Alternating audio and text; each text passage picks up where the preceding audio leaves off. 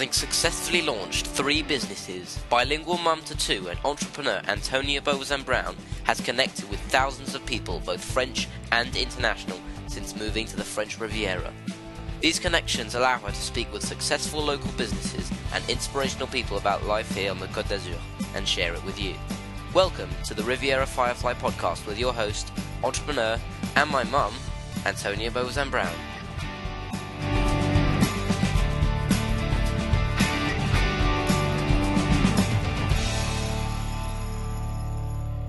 Hello Fireflies, this is a Brexit update. It's early November 2017. If you are really into current affairs or you're already registered on the gov.uk website, then you will be up to date with the latest. I have been following it closely. I wasn't 100% reassured because not all the press is reporting it as so. So today I went into Nice with Mr. Beebe to the embassy meeting with Ambassador Llewellyn. I found the whole meeting reassuring, actually. That's how I left that meeting. And I thought I'd share with you a quick summary of where things are direct from the ambassador meeting today. So they've just had the 5th round of the negotiations. It just finished a couple of weeks ago and they're just about to enter into the 6th round now. The most important news that I took away from the meeting today is that we are in touching distance from an agreement for citizens. Touching distance being a couple of months where they think they will be at the point where they can sign the agreement. And this recording, as I said earlier, was done on the 7th of November 2017. With 3 million Europeans currently in the UK and 1 million Brits in the EU, they are 3 top priorities in these negotiations right now. They are citizen rights, it's Ireland, and of course the financial arrangements. And in the last negotiations, the PM suggested that there should be an In the last negotiations, the PM has suggested an implementation period post-Brexit, Brexit happening on the 29th of March 2019, and this implementation then would start from the day after, I guess, and would last then for 2 years. The ambassador communicated that progress is being made on the issue of citizens' rights and that they are, to quote, uppermost on the minds of the British ministers and the Prime Minister. So citizen rights, our citizens' rights here in France are priority number 1. Britain made a proposition for the EU citizens. In return, they are hoping for reciprocity. This was the key word, was a reciprocal agreement. Nothing, as we know, has yet been formally agreed or signed, but it would seem that at the moment things are looking hopeful. So Britain's proposition, if you haven't already heard it, is a new status. It's a term called settled status, which would cover the EU people living in the UK lawfully for over 5 years in the UK.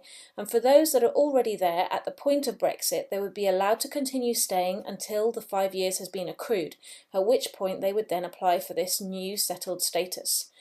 Well, this proposition means the same benefits, the same access to healthcare and pension rights as British citizens. So the hope is that the remaining countries will do the same back. The press has definitely reported quite a lot that this is hopeful, this may not happen. My feeling from the meeting today was that things are well underway and we should be hopeful. So we need this reciprocal agreement. There are going to be some issues that still need to be resolved, but as he said, we are in touching distance.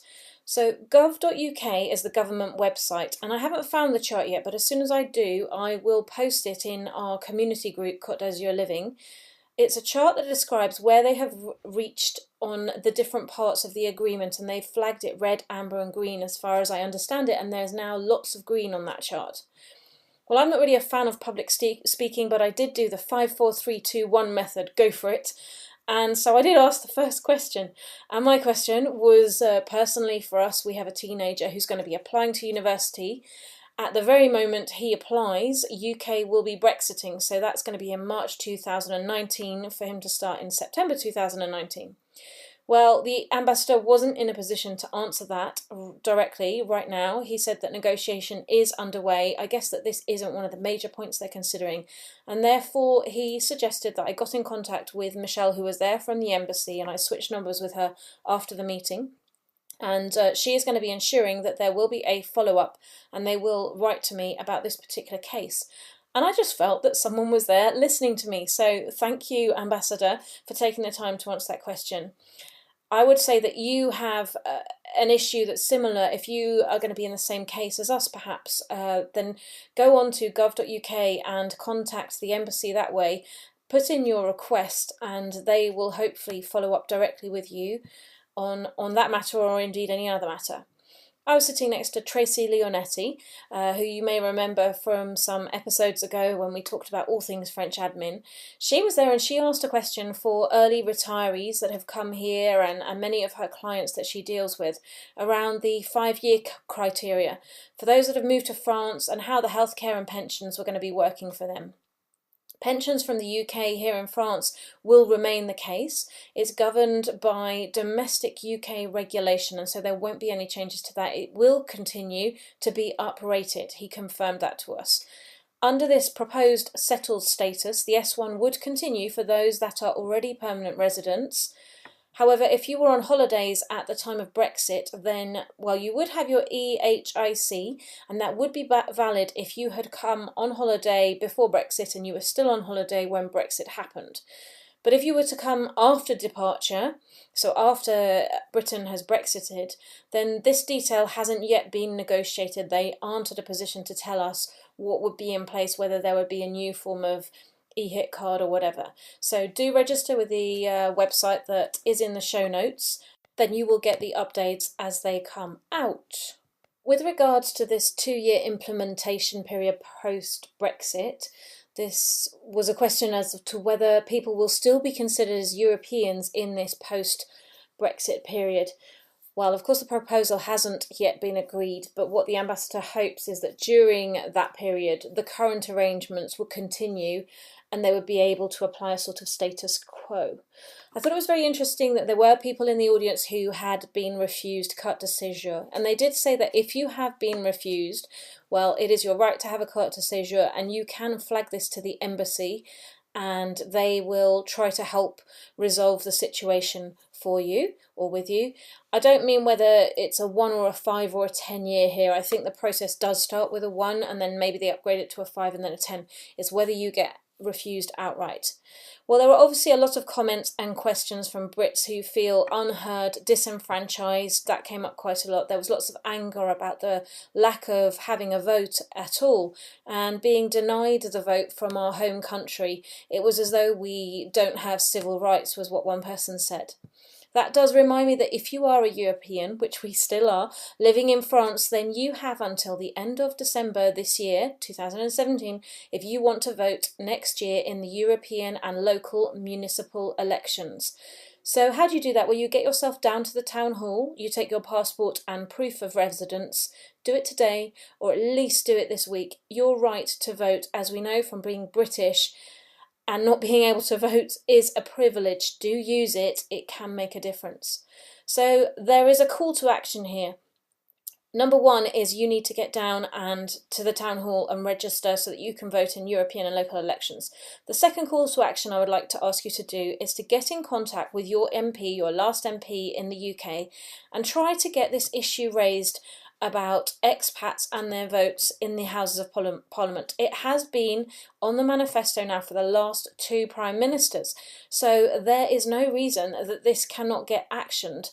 The Conservative government have committed and pledged to do this, and so far they haven't gone through with it, and I think it's really, really important that we use this momentum as we talk about Brexit to insist that having a vote is our right. It is our civil right.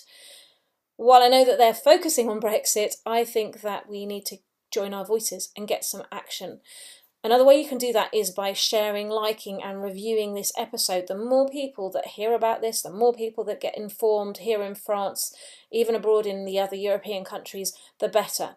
You can join our community on Facebook. It's 100% free. I'll be sharing the latest information that I get from the embassy and the consulate on this into that group and any other issues facing us here down in France. And that group is, well, facebook.com/groups/Côte d'Azur Living, and that's all one word. Someone also raised the question of Monaco, working in Monaco, residing in France, that kind of thing. It's quite a particular thing, but it does apply to many of you here on the Côte d'Azur. Apparently negotiations with regard to Italy have been advancing and progressing greatly. He wanted to take that one away and go and check the details of Monaco. So if that is your case, I suggest that you get onto the website, again it's in the show notes, and you contact them directly and ask for an update precisely about Monaco. I also asked the ambassador on behalf of my sister, who runs Pebbles. Pebbles is an au pair and language placement company here in the south of France, sending French au pairs to England. I wanted to flag up the issue of small businesses here in the Alpes-Maritimes trading back in the UK with they have their whole livelihood depends on free trade between England and France, and Britain and France. Some of these small businesses are already being affected, and I cited the example of Pebbles, and the French people that normally would go to England to be au pairs actually are really turned off by the whole idea of Brexit and not wanting to go there. Well, he replied that trade between our two countries is of great value. We do a huge amount of trade every year, he said, and we obviously want that to continue, and we will be putting into place arrangements that allow exactly that. And he said he would take that point back to London for us, but I will be following that up with an email to make sure that that doesn't get missed between all the busy meetings that he's got. The question of working visas was raised. Well, it will depend a lot on what France and the other 26 countries agree. Again, they're looking for a reciprocal agreement, and we just have to wait a couple more months, hopefully, before we get that stamp on the bottom of the document. There was, of course, lots of discussion around the referendum, its validity, etc. It's a kind of moot point at this point, so he didn't go into too much detail about that. He just has to toe the company line, so to speak, I imagine, at this point. To the points of associated membership, which I know, Anna, you raised that one in our community group, and wills as well, so leaving estates and that kind of thing. The ambassador wasn't able to comment or confirm on those at this time, which he did say at the very beginning there would be things that he wouldn't be able to comment on, and those 2 points did fall into that category. So there is the update from today's meeting. While I know that many of you already will be up to date on this, I thought it was really worthwhile sharing the latest from the consulate and the embassy as it stands. The clock is ticking. Let's check back on this in 2 months' time, if not before. Go and do those 2 call to actions that I asked you to do, and please do like, share and subscribe this episode. I'm going to leave you with a quick word from Tracy Leonetti, who I caught outside the meeting. So, we're in Nice, standing right beside the pavement, so there's probably a bit of background noise, but I'm with Tracy Leonetti, and we have just been at the meeting with the Ambassador for Britain for talking to us about Brexit. So, Tracy, what do you think? How did that meeting go? Do you know, I thought it was really, really very interesting. I've come out of the meeting feeling much more reassured, not so much about my situation, because my situation is pretty good, but for my customers, I think there's going to be some good news for them. We're, practically 2 months away from some good green lights here where we're going to get some decisions made. And I think, it was a good meeting, very, very informative. What was one of your big takeaways from today? Well, the fact that they're 2 months away from having a decision, which is a big one, and that the healthcare rights for European citizens, for the UK citizens coming into France, even if they're coming now, will be kept. And also I think the whole implementation period of 2 years I think is a big one. He did mention that for 2 years after we come out of Brexit there will be an implementation period of 2 years, and where the rights will be pushed for longer, so that gives people time to get more organisation of the paperwork. So I'm actually thrilled with that. Me too, and I've been following with interest your progress of your own citizenship. You've been going through it for us. Where are you at now? Well, actually, it's quite funny because I had my meeting at the prefecture just yesterday, and I've done this process with many of my customers before I've been through it and advised them on how to go about it. So this is the first time I've had my meeting, and it was actually really, really good. Very easy, very, very friendly. And in fact, they emailed me this morning to tell me that my file's been taken and sent through now to the minister. So, yeah, it was great. But my citizenship application is through marriage, so slightly easier than those who are doing it through decree, through the time frame. So there are more questions, I think, asked on the decree one than on the marriage one. So for me, very positive meeting, and absolutely a good takeaway from the prefecture that it was very well organised. Brilliant. Well, thank you, Tracy. I really appreciate your couple of minutes there, and also for spending all the afternoon for all the citizens down here. We'll share all that information back with them. Thank you. There you have it. That's our Brexit update for November 2017. We'll touch back with you again as soon as we get any more news. Thanks for listening. Please don't forget to subscribe to this podcast, review it and share it with your friends.